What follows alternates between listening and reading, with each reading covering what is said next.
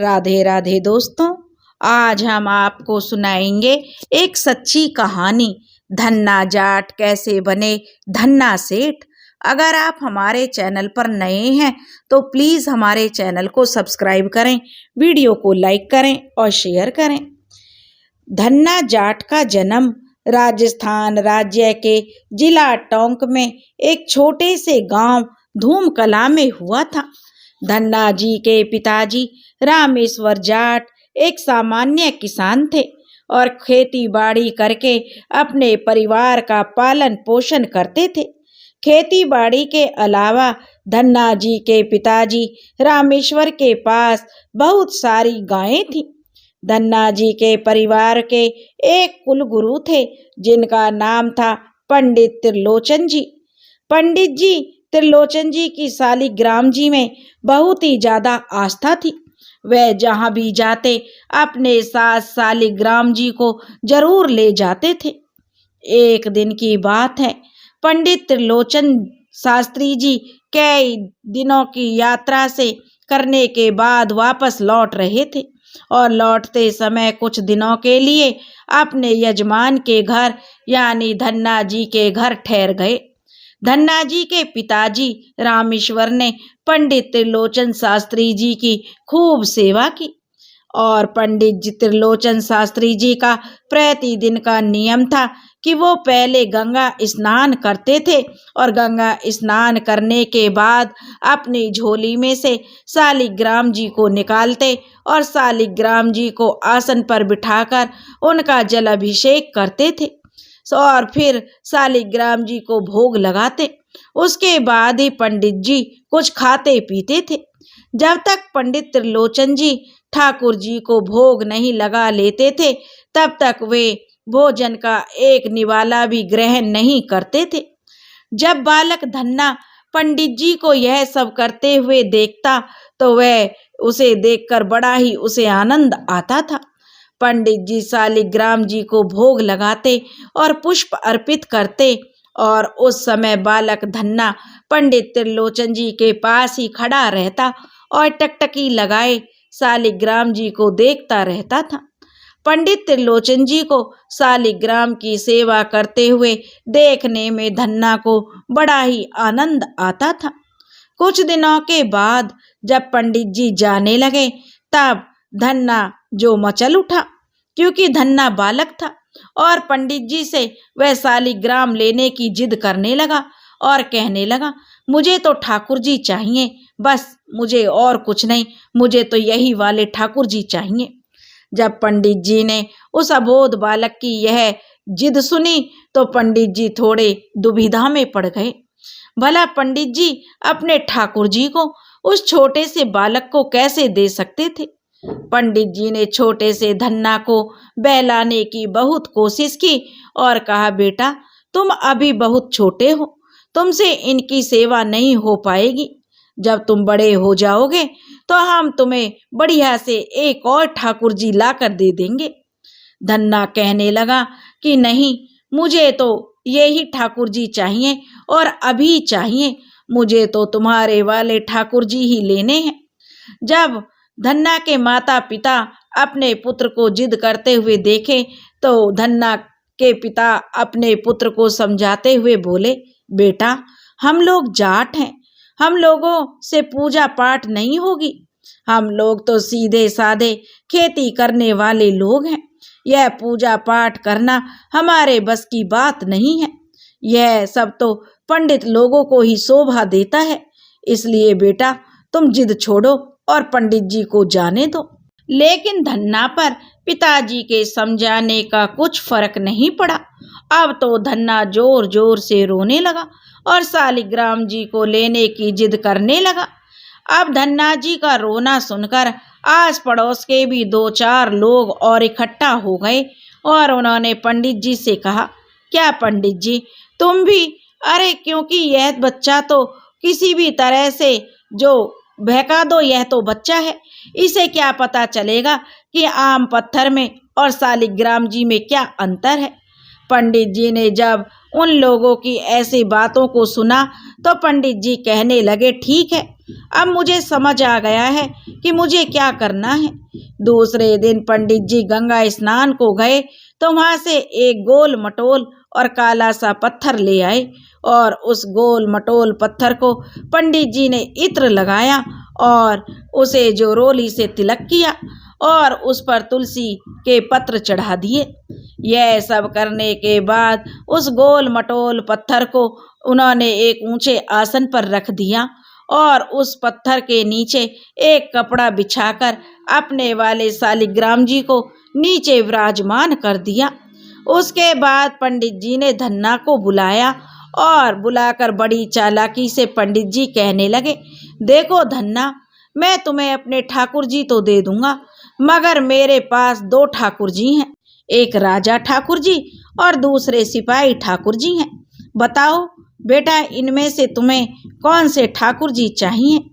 अब जो धन्ना तो भोले भाले बालक थे, उन्होंने बड़ी मासूमियत से पंडित जी से पूछा कि पंडित जी, इसमें से राजा ठाकुर जी कौन से हैं और सिपाही ठाकुर जी कौन से हैं?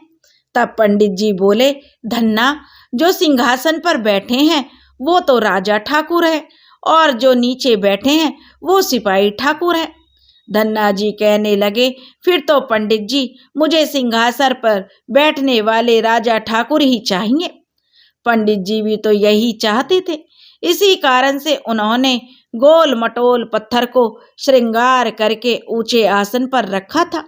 पंडित जी ने झट से वो काला पत्थर उठाया और धन्ना जी को दे दिया और देते हुए कहा, धन्ना, तुमने राजा ठाकुर जी को तो ले लिया है, लेकिन इनकी पूजा पाठ बड़े ही श्रद्धा भाव से करना और इन्हें भोग लगाने के बाद ही भोजन ग्रहण करना।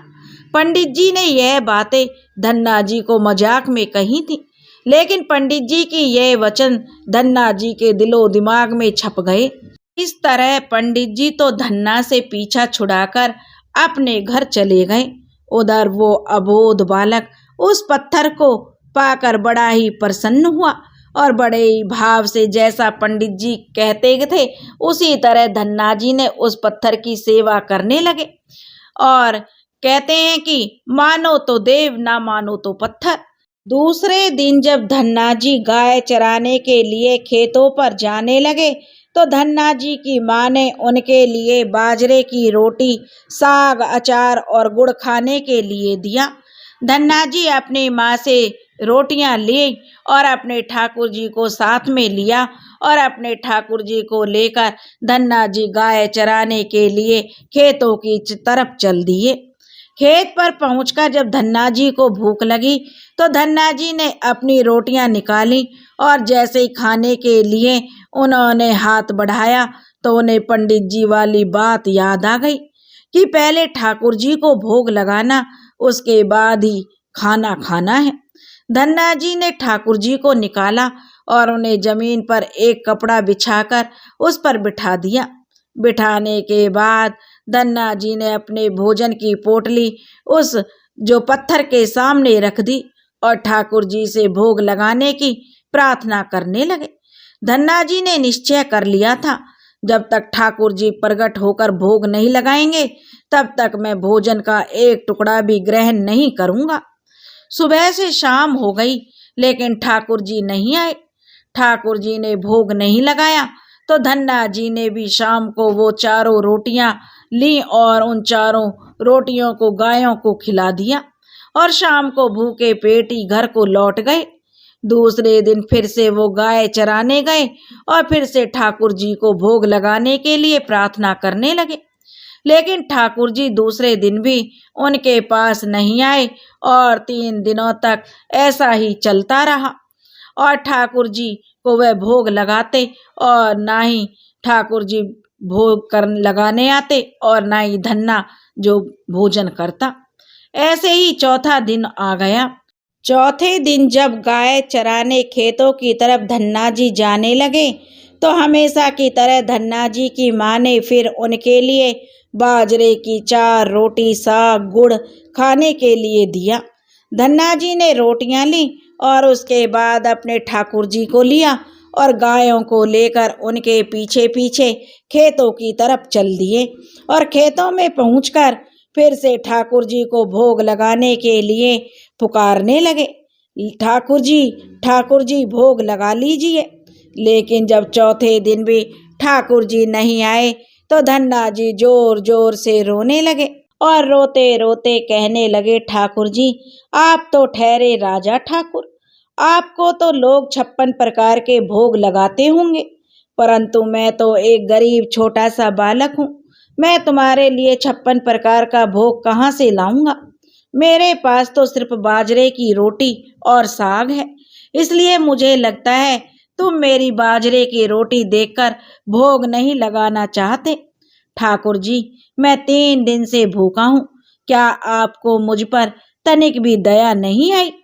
ठाकुर जी थोड़ी दया मुझ पर भी दिखा दो, बस थोड़ा सा भोग लगा लो जिससे मैं कुछ खा सकूं, क्योंकि पंडित जी ने कहा था पहले ठाकुर जी को खिलाना उसके बाद ही खाना है, इसलिए आपको खिलाए बिना मैं रोटी का एक टुकड़ा भी नहीं खाऊंगा। इसलिए ठाकुर जी पहले आप खा लो, उसके बाद ही मैं खाऊंगा। धन्ना जी ने कुछ इस तरह से पुकारा कि धन्ना जी की करुण पुकार सुनकर करुणा निधान व्याकुल हो गए और अपने सच्चे भक्ति के आग्रह पर जो साक्षात प्रकट हो गए। जब धन्ना जी ने साक्षात भगवान श्री कृष्ण को देखा तो धन्ना जी बड़े ही प्रसन्न हुए और दूसरे ही पल बाल स्वभाव के कारण नाराज होते हुए बोले, क्या ठाकुर जी 3 दिन हो गए मुझे पुकारते पुकारते, तुम आए क्यों नहीं। प्रभु कहने लगे, धन्ना ये बातें बाद में करेंगे, पहले मुझे भोग दो, मैं भी तुम्हारी तरह 3 दिन से भूखा हूँ। धन्ना जी ने तुरंत ही माँ के हाथों की बनाई हुई बाजरे की रोटियां, साग और गुड़ ठाकुर जी के सामने रख दिया। ठाकुर जी बड़े ही प्रेम से बाजरे की रोटी साग के साथ खाने लगे। ठाकुर जी ने पहली रोटी खाई। पहली रोटी खाने के बाद ठाकुर जी ने दूसरी रोटी उठा ली। दूसरी रोटी खाने के बाद ठाकुर जी ने तीसरी रोटी की तरफ जैसे ही हाथ बढ़ाया तो धन्ना जी ने उनका हाथ पकड़ लिया और कहा, प्रभु सारी रोटियां आप खा जाएंगे तो मैं क्या खाऊंगा, मुझे भी तो भूख लगी है, मैं भी तो 4 दिनों से भूखा हूँ, मैंने इन 4 दिनों से कुछ नहीं खाया है, इसलिए 2 रोटियां आपने खा ली, अब 2 रोटियां मेरे लिए छोड़ दो। धन्ना की यह बात सुनकर मुरली मनोहर जी मुस्कुराने लगे और कहने लगे, ठीक है धन्ना, मेरा पेट भर गया, अब तुम अपनी रोटी खा सकते हो। उसके बाद बची हुई 2 रोटियां ठाकुर जी ने छोड़ दी जो वो धन्ना ने खाई। अब तो उनका ये रोज का नियम बन गया कि धन्ना जब गाय चराने आते और भोजन खेत में जाकर ही करते ठाकुर जी के साथ। एक दिन ठाकुर जी ने धन्ना जी से कहा, धन्ना तुम रोज मुझे रोटियां खिलाते हो, मैं रोज तुम्हारी रोटियां खाता हूँ, मुझे यह अच्छा नहीं लगता।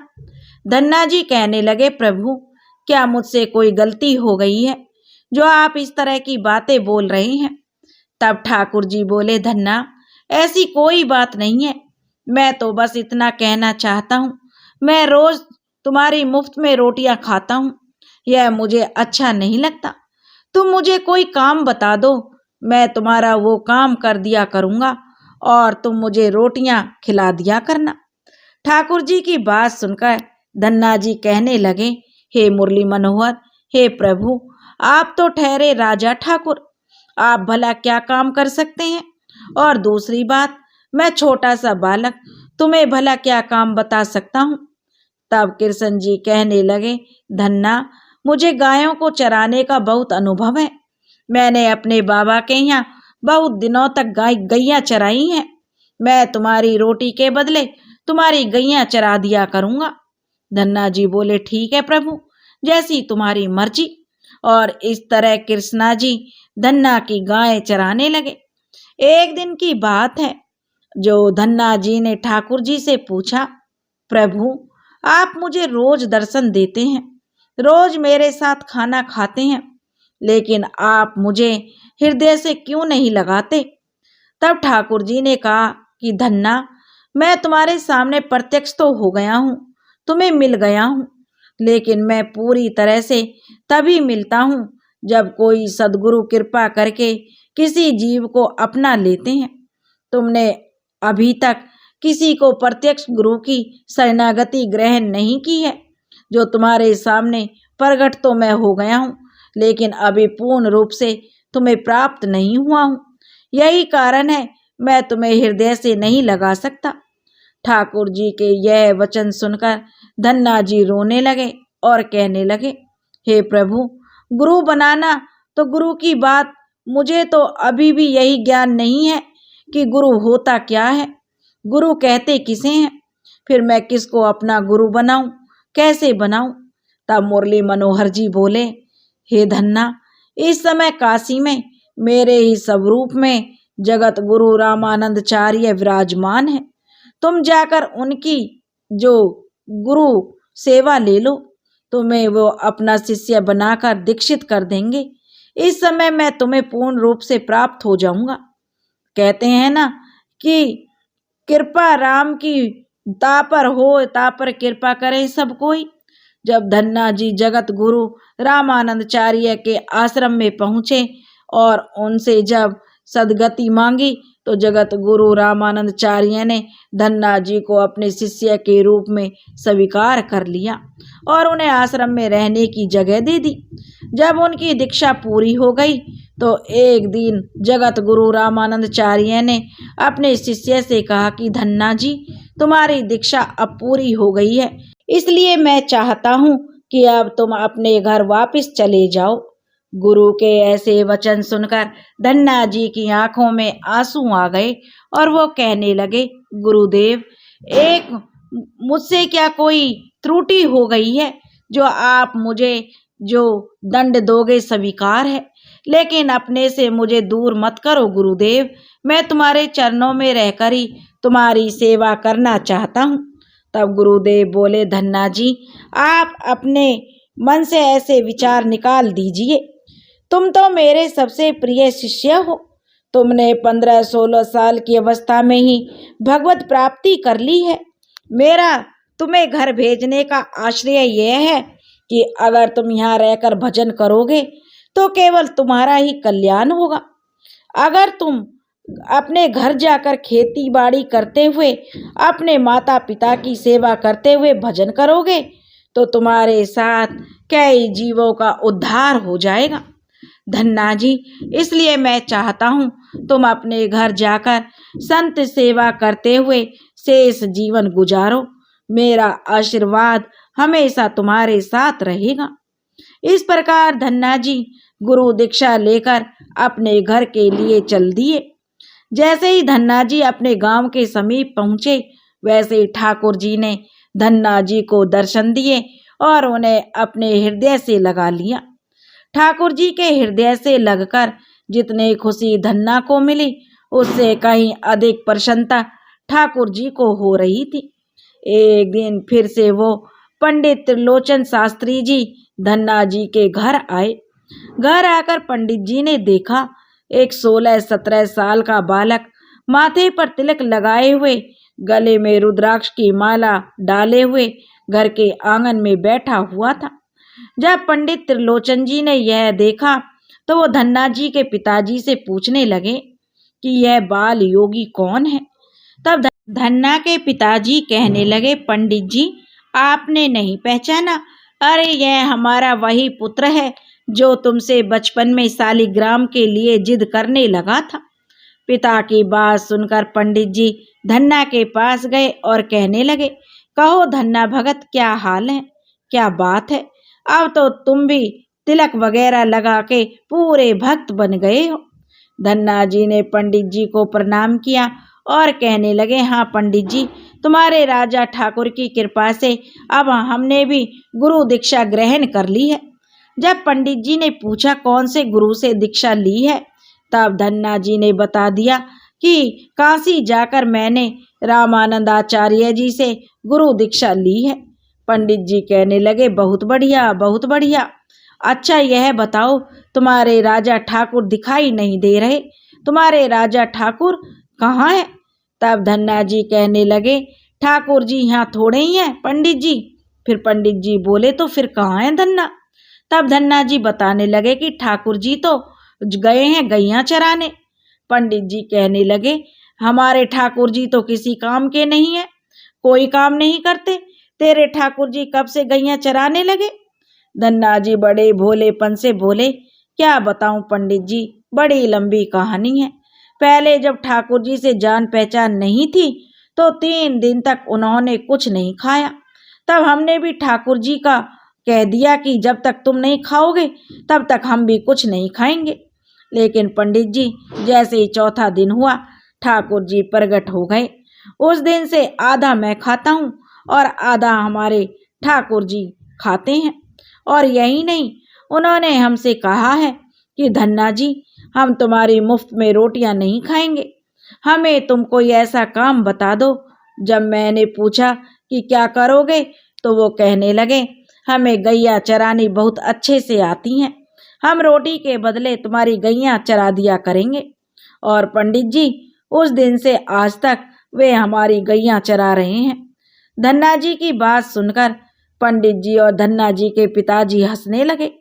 धन्ना जी के पिताजी तो हंसते हुए किसी काम से घर से बाहर चले गए, लेकिन पंडित जी वहीं बैठे रहे। वो सोचने लगे कि कहीं यह बालक सच तो नहीं कह रहा। जब धन्ना जी रोटी लेकर जाने लगे तो पंडित जी ने पूछा कि धन्ना, कहाँ जा रहे हो? तो धन्ना जी कहने लगे, अभी बताया ना पंडित जी कि रोज ठाकुर जी की रोटी लेकर जाता हूँ और मैं और ठाकुर जी साथ साथ में ही खाते हैं। पंडित जी कहने लगे कि आज भी आएंगे तुम्हारे ठाकुर जी? तो धन्ना जी बोले, आज क्यों नहीं आएंगे? अरे वो तो रोज आते हैं और मेरे साथ ही खाना खाते हैं। पंडित जी बोले, क्या मैं तुम्हारे साथ चल सकता हूँ धन्ना? तब भोले भाले धन्ना जी कहने लगे, चलो पंडित जी, मुझे क्या परेशानी है। और इस तरह से त्रिलोचन पंडित जी धन्ना जी के साथ चल दिए और धन्ना जी के साथ खेत पर पहुंच जाते हैं। खेत पर पहुंचकर जब पंडित जी धन्ना जी से कहते हैं कि कहाँ है तुम्हारे ठाकुर जी, तो धन्ना जी पेड़ के नीचे बने चबूतरे की तरफ इशारा करते हुए कहते हैं, वो बैठे हैं ठाकुर जी। पंडित जी उस तरफ देखते हैं तो उन्हें खाली चबूतरा दिखाई देता है। पंडित जी फिर से कहते हैं, धन्ना, कहाँ है तुम्हारे ठाकुर जी? तो धन्ना जी फिर उस चबूतरे की तरफ इशारा कर देते हैं और कहते हैं, तुम्हें ये सामने बैठे हुए इतने बड़े ठाकुर जी दिखाई नहीं दे रहे? पंडित जी अब रोने लगे। वो समझ गए कि धन्ना जी को तो दर्शन हो रहा है, लेकिन मुझे दर्शन नहीं हो रहा। तभी आकाश में बिजली चमकी और आकाशवाणी हुई कि हे ब्राह्मण देवता, जैसा सहज सरल विश्वास इस बालक के भीतर है, ऐसी श्रद्धा, ऐसा विश्वास और ऐसा भाव तुम्हारे भीतर नहीं है। लेकिन तुमने इस बालक को भजन में लगाया है, इसलिए तुम्हारे ऊपर भी मैं प्रसन्न हूँ। अब तुम मेरा दर्शन करना चाहते हो तो धन्ना जी की गोद में, जो उसे अपनी गोद में बिठा लो। धन्ना जी का स्पर्श जैसे ही तुमसे हो जाएगा, वैसे ही तुम्हें मेरा दर्शन हो जाएगा। अब पंडित त्रिलोचन जी ने जब यह आकाशवाणी सुनी तो पंडित जी ने तुरंत ही धन्ना जी को अपनी गोद में बिठा लिया। और पंडित जी ने जैसे ही धन्ना जी को गोद में बिठाया, साक्षात मुरली मनोहर के दर्शन हो गए। पंडित जी मुरली मनोहर के दर्शन पाकर गदगद हो गए और हरि नाम का कीर्तन करते हुए जंगल की तरफ चले गए। धन्ना जी भी खूब संतों की सेवा करते थे। जब भिक्षा के लिए उनके गांव में कोई साधु संत आता तो धन्ना जी उन महात्माओं को अपने घर ले आते और बड़े ही प्रेम से उनकी सेवा करते और उन्हें भोजन खिलाते। संतों की सेवा करने के कारण अब उनके घर दूर दूर से साधु संत आने लगे। धन्ना जी उन सभी का बड़े प्रेम से सब कार्य करते, उनको भोजन कराते। एक दिन की बात है, धन्ना जी के पिताजी ने धन्ना जी से झगड़ा कर दिया और कहा, देखो भाई, हम लोग गृहस्थ हैं, यदि महीने में एक आध बार कोई साधु आ जाए तो हम उनकी सेवा कर भी दें और उन्हें भोजन भी करवा दें, लेकिन तुम्हारी तो इन साधुओं से दोस्ती हो गई है। हर दूसरे दिन कोई ना कोई साधु मुंह उठाए चला आता है। अकेला हो तो भी ठीक है, दो चारों को और अपने साथ पकड़ लाता है। यह ठीक नहीं है। हम अपनी खेती बाड़ी का काम करें या इन साधुओं की सेवा करें। तुम तो अभी बालक हो, कुछ कमाते धमाते तो हो नहीं। तुम्हारा पालन पोषण भी हम ही करते हैं और ऊपर से तुम इन साधुओं को बुला लेते हो। इस प्रकार इन निठल्ले साधुओं की सेवा करना हमें उचित नहीं लगता। इसलिए धन्ना, तुम मेरी एक बात कान खोल कर सुन लो। आज के बाद तुम ये किसी साधु को मेरे घर में लेकर के आए तो मुझसे बुरा कोई नहीं होगा। उन साधुओं के साथ तुम्हें भी मैं घर से बाहर निकाल दूंगा। अगर तुम्हें साधुओं की सेवा ही करनी है तो पहले कुछ कमाई करो, फिर अपनी कमाई से उन साधुओं की सेवा करना। पिताजी की बात सुनकर धन्ना जी उदास हो गए और चुपचाप खड़े हो गए। तब पिताजी ने धन्ना जी को जो डांटते हुए कहा कि आज के बाद किसी साधु को घर में लेकर के मत आना, और जो मैंने खेत तैयार कर दिया है, गेहूं के बीज भारी बोरियां रखी हैं, उन बोरियों को बैलगाड़ी में लाद दो और खेत को बो कर आओ। धन्ना जी चुपचाप बैलगाड़ी में गेहूं की बोरियां रखी और बैलगाड़ी में बैल जोड़कर खेत बोने के लिए चल दिए। धन्ना जी बैलगाड़ी को लेकर थोड़ी ही दूर पहुंचे थे कि मार्ग में उन्हें साधुओं की एक टोली भजन कीर्तन करते हुए आती हुई दिखाई दी। धन्ना जी बैलगाड़ी रोकी और बैलगाड़ी से नीचे उतरे। नीचे उतरने के बाद धन्ना जी ने सभी साधुओं को साष्टांग प्रणाम किया। सभी संतों ने धन्ना जी को चिरंजीवी होने का आशीर्वाद दिया और पूछने लगे, कहो भगत, बैलगाड़ी में बोरियां भरकर कहाँ जा रहे हो? धन्ना जी कहने लगे, महात्मन, खेत तैयार है, मैं इसे खेत में गेहूं बोने जा रहा हूँ। आप लोग कहाँ जा रहे हैं? तो साधु कहने लगे कि हम लोग धूमन कला जा रहे हैं।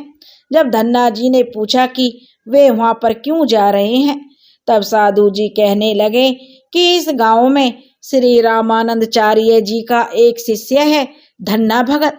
सुना है बचपन में ही उन्हें ठाकुर जी का साक्षात्कार हो चुका है और वो भी बड़े सिद्ध कोटि के भगत हैं। और बताने वाले तो हमें यहाँ तक बताया है कि ठाकुर जी उनके साथ रोज खेलने आते हैं। यही सोचकर हम सब साधु धन्ना भगत जी के दर्शन करने जा रहे हैं। साधुओं की यह बात सुनकर धन्ना जी की आंखें नीचे हो गईं और बहुत ही संकोच में पड़ गए। बोले, महाराज, इस सेवक को ही लोग धन्ना भगत कहते हैं। संत जी बोले, भगवान ने बड़ी कृपा की है, हम जिससे मिलने आए थे वह हमें मार्ग में ही मिल गए। निश्चित ही आप वैसे ही भगत हैं जैसा हमने आपके बारे में सुना था। कितनी जो आपके अंदर विनम्रता है आप में। चलिए हम आपके घर चलते हैं, वहीं बैठकर आपसे चर्चा करेंगे और ढेर सारी बातें करेंगे। धन्ना जी अब सोच में पड़ गए।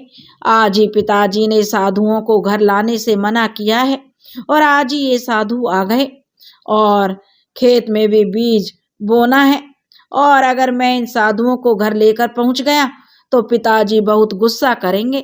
उन्होंने तो पहले ही बोल दिया है कि आज के बाद कोई साधु आया तो मुझसे बुरा कोई नहीं होगा। तब धन्ना जी कुछ विचार करके उन साधुओं से बोले, महाराज, अभी घर में कोई नहीं है, मैं भी खेतों की तरफ जा रहा हूँ, आप भी मेरे साथ चलिए। वहीं पेड़ की छाँव में दाल चूरमा बनाएंगे और वहीं एकांत में भगवत नाम की चर्चा करेंगे। संत जी बोले, ठीक है, हमें तो आपसे मिलना है, तो आप जहाँ भी ले चलेंगे हम तो वहीं चलेंगे। धन्ना जी ने सभी संतों को बैलगाड़ी में बिठाया और बैलगाड़ी लेकर खेतों की तरफ चल दिए। खेत में पहुंचकर सभी साधुओं को उन्होंने पेड़ की छांव में बिठाया और उन साधुओं को बैठाकर धन्ना जी साधुओं से बोले, महाराज, आप यहीं इसी पेड़ की छांव में विश्राम कीजिए, तब तक मैं आपके लिए भोजन पानी की व्यवस्था करता हूँ। साधुओं ने कहा, ठीक है, आप जाइए, हम तब तक जो नाम जप करते हैं। धन्ना जी फिर अपनी बैलगाड़ी में बैठे और बैलगाड़ी लेकर गांव के पास ही एक शहर था, उसी नगर की तरफ को चल दिए। शहर पहुंचकर धन्ना जी सीधे बनिए की दुकान पर पहुंचे और वहां पहुंचकर उन्होंने बैलगाड़ी में जो भी गेहूं की बोरियां भरी हुई रखी थीं, उन बोरियों को लिया और उस बनिए को बेच दिया। और गेहूं बेचकर जो धन प्राप्त हुआ, उससे साधुओं के लिए दाल चावल और जो भी खाने पीने की आवश्यक वस्तुएं थीं, वो खरीद ली और सामान लेकर धन्ना जी खेत पर पहुंच गए। फिर उन्होंने संतों के साथ मिलकर बहुत बढ़िया दाल रोटी और चूरमा का प्रसाद बनाया। प्रसाद बनाने के बाद भगवान को भोग लगाया और भोग लगाने के बाद बड़े प्यार से संत और धन्ना जी बैठ कर के भोजन किए। इसी बीच भगवान नाम की भी चर्चा होती रही। संतों को भोजन करवाने के बाद बड़े प्रेम से धन्ना जी ने उन संतों को विदा कर दिया। संतों के जाने के बाद धन्ना जी अब सोचने लगे कि बीज वाले गेहूं को बेचकर तो मैंने संतों को भोजन करवा दिया, अब खेत में अब क्या बोया जाए। अगर पिताजी से दोबारा बीज मांगने गया और उन्होंने पहले वाले बीज के विषय में पूछा तो क्या जवाब दूंगा। थोड़ा विचार करके धन्ना जी ने खाली बोरी में नदी से रेत भरी और आसपास के लोगों को दिखाने के लिए इस रेत को ही वो खेत में गेहूं के बीज की तरह राम का नाम लेकर बोने लगे। सुबह से शाम हो गई।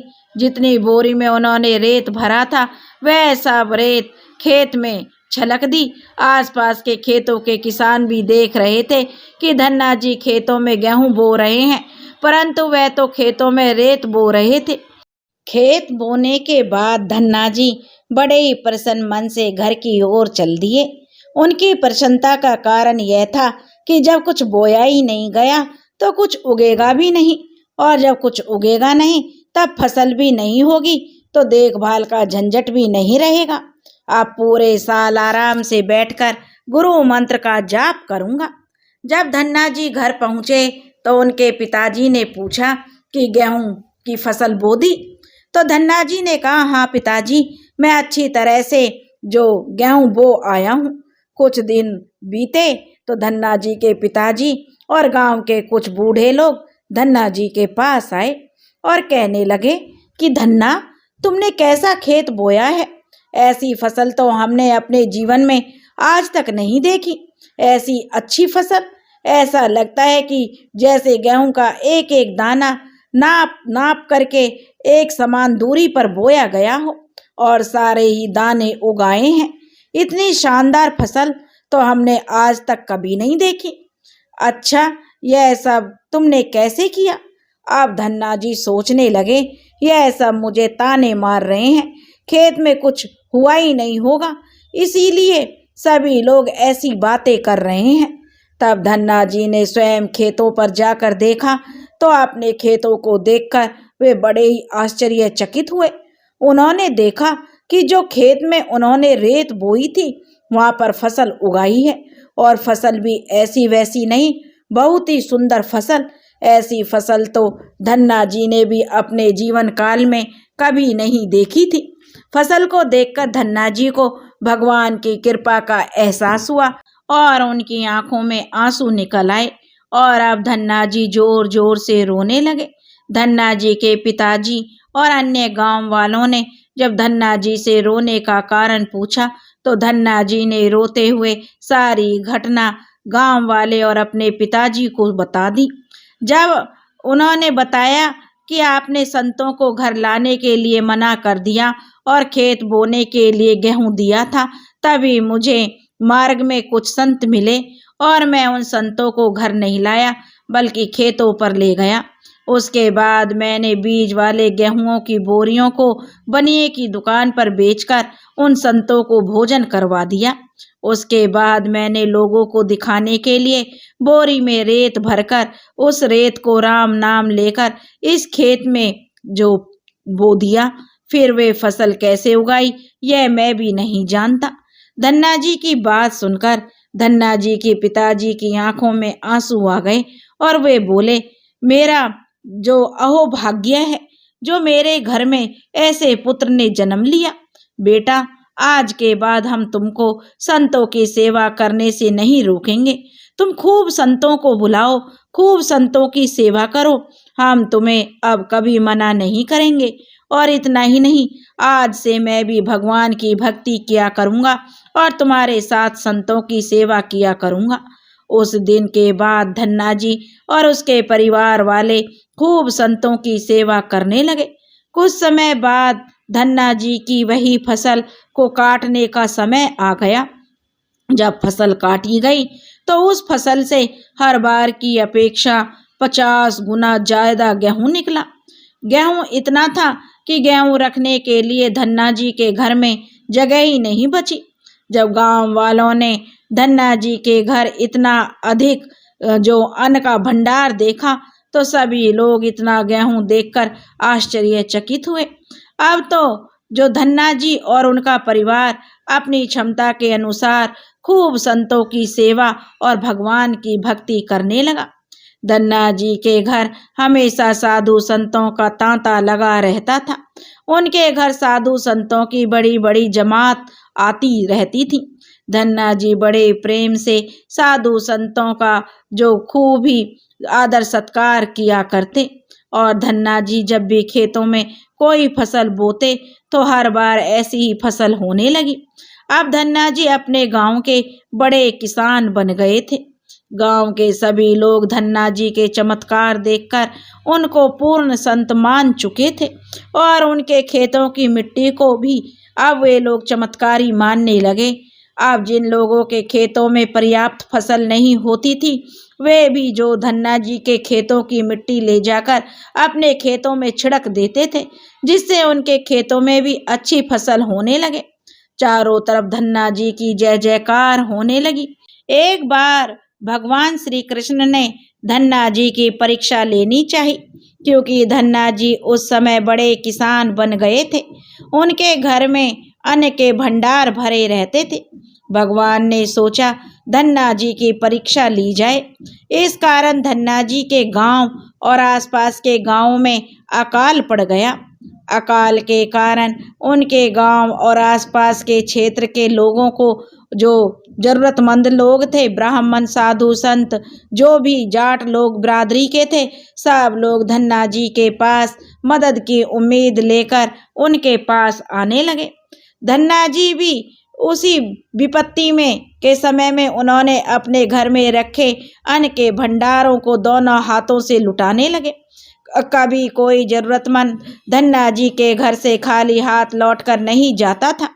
धीरे धीरे धन्ना जी के घर का अन्न भंडार समाप्त होने लगा, परंतु धन्ना जी ने निश्चय कर लिया था कि जब तक उनकी सामर्थ्य है तब तक उनके घर के अन्न के दाने रहेंगे उनके घर में, तब तक वो किसी भी जरूरतमंद को निराश नहीं लौटने देंगे और सब कुछ बेच बाच कर वह लोगों की मदद करते रहेंगे। जब भगवान श्री कृष्णा जी ने धन्ना जी के यह भाव देखे तो कृष्णा जी धन्ना जी के ऐसी निस्वार्थ सेवा से बहुत प्रसन्न हुए। प्रभु सोचने लगे कि मेरे भक्त ने सब कुछ दूसरों की मदद करने में लुटा दिया और स्वयं कंगाल बन गया है, इसलिए अब समय आ गया है कि धन्ना जी को धन्ना जाट से धन्ना सेठ बनाया जाए। यही विचार करके एक दिन ठाकुर जी धन्ना जी के पास एक साधु का भेष बनाकर उनके घर पहुंच गए और धन्ना जी ने अपनी आदत के अनुसार उस साधु का खूब आदर सत्कार किया और उन्हें भोजन कराया।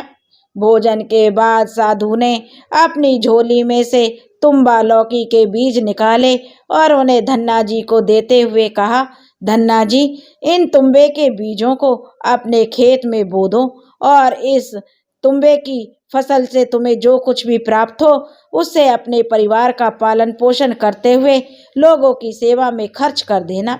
और इतना कहकर संत जी अंतर्ध्यान हो गए। धन्ना जी ने ऐसा ही किया। संत जी की आज्ञा से जो उन्होंने तुम्बे के बीजों को लिए अपने कंधे पर हल रखा और बीज बोने के लिए अपने खेतों पर पहुंच गए। यह देखकर गांव के लोग हंसने लगे, कहने लगे, धन्ना जी तो पगला गए हैं, भला ऐसी भीषण काल में कोई फसल कैसे उगेगी। जब गांव वालों ने पूछा कि धन्ना जी क्या बो रहे हो, तब धन्ना जी ने बताया कि तुम्बा लौकी के बीज बो रहा हूँ। यह सुनकर तो गांव वालों को पूरा विश्वास हो गया कि धन्ना जी तो जो पूरी तरह पागल हो गए हैं। गांव वाले सोचने लगे कि तुम्बा तो जो धन्ना जी जो बो रहे हैं वह तो इतना कड़वा होता है, तुम्बा को इंसान की तो छोड़िए कोई पशु भी नहीं खाता है, तो वो तो केवल कमंडल बनाने के काम में आता है। ऐसी फसल अगर बो भी दी और वो हो भी गई तो क्या फायदा। परंतु धन्ना जी ने संत जी के कहे अनुसार अपने खेतों में तुम्बा लौकी के बीज बो दिए और कुछ दिन बाद तुम्बा लौकी की फसल उग भी आई। अब सभी लोग आश्चर्य करने लगे कि ऐसे काल में बिना पानी की एक बूंद के कोई फसल कैसे उग सकती है। कुछ दिनों के बाद ही धन्ना जी का खेत हरा भरा हो गया। इसी बीच धन्ना जी जरूरतमंदों की सेवा करते रहे। धन्ना जी ने अपना सारा अन्न का भंडार जरूरतमंदों की सेवा करते हुए और संतों को भोजन कराते हुए दान कर दिया। अब उनके घर में अपने खाने लायक भी एक अन्न का दाना तक नहीं बचा था। जब गांव वालों को यह बात पता चली तो वे कहने लगे, बड़ा ही मूर्ख है जिसने दूसरों के लिए अपने अन्न का भंडार लुटा दिया और अपने परिवार के लिए एक दाना भी नहीं रखा, और इसने अपने खेत में फसल भी लगाई है तो वो भी कड़वी तुम्बी की, बाकी जिसे कोई खा भी नहीं सकता। धन्ना जी को देख देख कर लोग तरह तरह की बातें करने लगे, लेकिन लोगों की बातों का धन्ना जी पर कोई फर्क नहीं पड़ा। वे तो भगवान कृष्णा का नाम लेते रहते और अपनी सामर्थ्य के अनुसार लोगों की मदद करते रहते। एक दिन ऐसा भी आया जब धन्ना जी के खेतों में लगी फसल पक गई और उनके खेत में बड़े बड़े तुम्बा के फल लटकने लगे। धन्ना जी ने सोचा, अब दान करने के लिए तो कुछ बचा नहीं जिसका दान किया जाए। फिर उन्हें अपने खेत में लगे तुम्बे की फसल की याद आई और वे सोचने लगे कि कोई बात नहीं, मेरे खेत में तुम्बे की फसल है, अब मैं उन तुम्बों के कमंडल बनाकर उन साधु महात्माओं को दे दिया करूँगा। धन्ना जी के विचार करके अपनी बैलगाड़ी जोड़ी और तुम्बा के फल काटने के लिए अपने खेत पर पहुंच गए और खेत में लगे सभी फल तोड़कर वो अपने घर ले आए। घर लाकर जैसे ही उन्होंने एक तुम्बे को कमंडल बनाने के लिए काटा तो उन्होंने देखा तुम्बा के अंदर कीमती हीरे मोती जवाहरात भरे पड़े हैं। तुम्बा को कीमती रत्नों से भरा हुआ देखकर धन्ना जी आश्चर्यचकित रह गए। उनके पास जो तुम्बे की पूरी फसल थी, उन्होंने बारी बारी से सभी तुम्बा के फलों को काटा। सभी तुम्बा के फलों में हीरे जवाहरात निकले। अब उनके पास इतने कीमती रत्न हो गए जितने किसी राजा महाराजा के पास भी नहीं थे। इस चमत्कार को देखने के बाद धन्ना जी को साधु बाबा की बात याद आई जो उन्होंने तुम्बा के बीज देते समय उनसे कही थी। उस संत ने कहा था कि इस फसल से जो भी तुम्हें प्राप्त हो उससे लोगों की सेवा करना। अब धन्ना जी तुम्बे से प्राप्त धन से लोगों की सेवा करने लगे। वे फिर से अपने दोनों हाथों से लोगों की मदद करने लगे। उस भयंकर अकाल के समय भी धन्ना जी ने किसी को भूखे पेट सोने नहीं दिया। वो अकाल कई वर्षों तक चला। उस समय धन्ना जी ने अपने घर में और आसपास के गांवों में लंगर शुरू करवा दिए। आसपास के सैकड़ों गांव के लोग लाखों की तादाद में जो उस लंगर में अपना पेट भरने लगे। धन्ना जी के लंगर में तीनों टाइम का भोजन मिलता था। धन्ना जी अपने जीवन काल में उन्होंने कई मंदिर, बावड़ियां, तालाब, कुआं और धर्मशालाएं बनवाई। उनमें से कुछ तो नष्ट हो चुकी हैं और कुछ की निशानियां आज भी मौजूद हैं। बाद में हमारे सिख भाइयों ने उनकी याद में इस धूमकला गांव में एक सुंदर सा गुरुद्वारा भी बनवाया, जिसे आप कभी राजस्थान जाओ तो देख सकते हैं। ऐसे थे हमारे धन्ना भगत जी। उन्होंने अपना सारा जीवन दूसरों की मदद करते हुए, संतों की सेवा करते हुए बिताया। वे दिल खोलकर जरूरतमंदों की मदद किया करते थे, इसलिए लोग धन्ना जी को धन्ना सेठ कहकर बुलाने लगे। धन्ना जी जैसा धनी आज तक पृथ्वी पर कोई पैदा नहीं हुआ है। वे धन और मन दोनों के धनी थे। आज भी उनके नाम पर धनी और दानी लोगों को धन्ना सेठ की उपाधि दी जाती है। धन्ना सेठ कहकर बुलाया जाता है। कहा जाता है कि तुम तो धन्ना सेठ हो गए हो। दोस्तों, यह कोई त्रेता या द्वापर के टाइम की घटना नहीं है। यह घटना इसी कलयुग की है। जो लोग समझते हैं कि भगवान कुछ नहीं होता या भगवान इस कलयुग में नहीं है, ये तुम्हारी बहुत बड़ी भूल है। भगवान आज भी है, बस कमी है तो उस भाव की जो भाव धन्ना जी और ठाकुर जी के प्रति धन्ना भक्त में था। और दोस्तों, ये थी हमारे धन्ना जाट की कहानी, धन्ना जाट से कैसे बने धन्ना सेठ। अगर दोस्तों आपको ये कहानी पसंद आई हो तो प्लीज़ हमारे चैनल को सब्सक्राइब करें, वीडियो को लाइक करें और शेयर करें। राधे राधे।